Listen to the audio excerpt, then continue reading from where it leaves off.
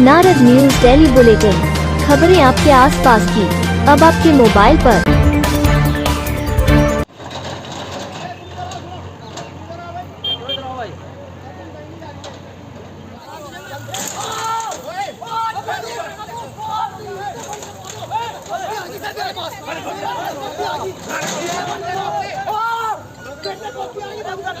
Herbertpur Lehmann पुल के पास बिना नक्शा पास कराए बन रहे कॉम्प्लेक्स पर चला एमडीडीए का बुलडोजर। गुरुवार को एमडीडीए के सहायक अभियंता दिग्विजय तिवारी पुलिस बल के साथ मौके पर पहुंचे और जेसीबी लगाकर ध्वस्तीकरण की कार्रवाई शुरू की, जिसका भवन स्वामी द्वारा विरोध किया गया, लेकिन टीम ने ध्वस्तीकरण की कार्रवाई जारी रखी।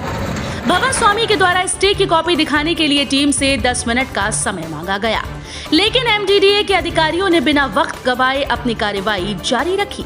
कुछ देर में ही भवन स्वामी ने स्टे ऑर्डर को अधिकारियों के समक्ष पेश किया, जिसके बाद एमडीडीए को कार्रवाई रोककर वापस जाना पड़ा, लेकिन तब तक काफी देर हो चुकी थी। वहीं भवन स्वामी के द्वारा एमडीडीए के अधिकारियों पर रिश्वत मांगने का आरोप भी लगाया गया। वैसे तो विकासनगर तहसील क्षेत्र में ऐसे सैकड़ों भवन हैं जो बिना मानचित्र के बनाए गए हैं। ऐसे में इन भवनों पर भी एमडीडीए कार्रवाई करता है या नहीं, ये तो आने वाला समय ही बताएगा। सर मैंने इस पे स्टे ले रखा है और कंपाउंड में नक्शा भी डाल रखा है। सर यही साहब को मैंने बोला भी कि 10 मिनट रुक जाओ, मुझे 10 मिनट का टाइम नहीं दिया जा रहा। सर इन्होंने मुझे बोला था कि मुझे 5 लाख रुपए दे दो, मैं इसको रुकवा दूंगा। 5 लाख यही साहब ने मुझे बोला है कि अगर आप मुझे 5 लाख रुपए दे देते हो मैं इसको रुकवा दूंगा। सर मेरे पास पैसे नहीं हैं। सर मैंने लोन लेके पता नहीं कैसे कैसे करके ये बनवाया है, और हरपटपुर में बिल्कुल मेन रोड पे पता नहीं कितनी बिल्डिंगें ऐसी हैं जो बिना नक्शे के बनाई जा रही है, और वो सब पैसे ले दे के उनका काम हो रहा है। मैंने अगर पैसे नहीं दिए तो मेरी बिल्डिंग को ध्वस्त किया जा रहा है।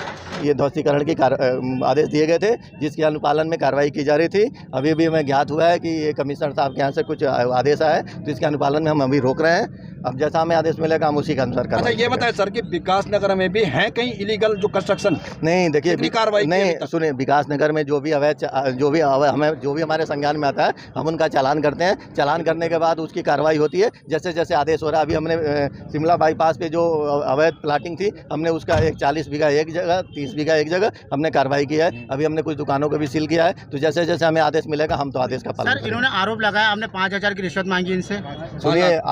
सुनिए किसी का काम नहीं होता है तो कुछ भी रिश्वत लगाना ये लोकतंत्र है, कोई कुछ भी कह सकता है। अगर इनसे आज तक हमारी अगर ये कहते हैं कि हमारी कोई मुलाकात हो, कोई बात हो, कोई बात नहीं है। उल्टे ये हमारे पे दबाव बना रहे थे कि इनके खिलाफ कार्रवाई न की जाए, क्योंकि ये गलत है। ये हमारे पे दबाव बनाने के लिए झूठे लिखा जा रहा है। इन्होंने आपको डॉक्यूमेंट दिखाया, उसमें क्या लिखा गया? उसमें डॉक्यूमेंट में लिखा है कि अगर ये नाले पे नहीं बना है तो इसका कंपाउंड कर लिया जाए। कहीं अभी तोड़ने के संबंध में अभी कुछ लिखा नहीं है, ये मतलब न किया जाए। लेकिन फिर भी हमने मानवीय आधार पे हमने उसका मैं उनसे कहता हूँ कि मुझे जरा व्हाट्सएप पे दे दें ताकि मैं उसका मतलब अध्ययन कर लूँ। विकासनगर बाजार से हुई बाइक चोरी का पुलिस ने 24 घंटे के भीतर खुलासा कर दिया। पुलिस ने चोरी की गई 2 बाइक सहित 2 आरोपियों को गिरफ्तार किया है। इनके पास से 2 तमंचे, 13 जिंदा कारतूस भी बरामद हुए।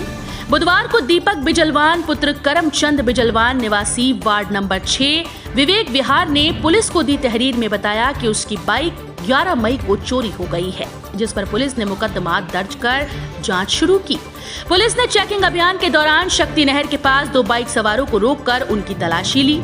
तलाशी लेने पर दोनों के पास से 2 तमंचे, 315 बोर, 13 जिंदा कारतूस और चोरी की 2 बाइक बरामद हुई।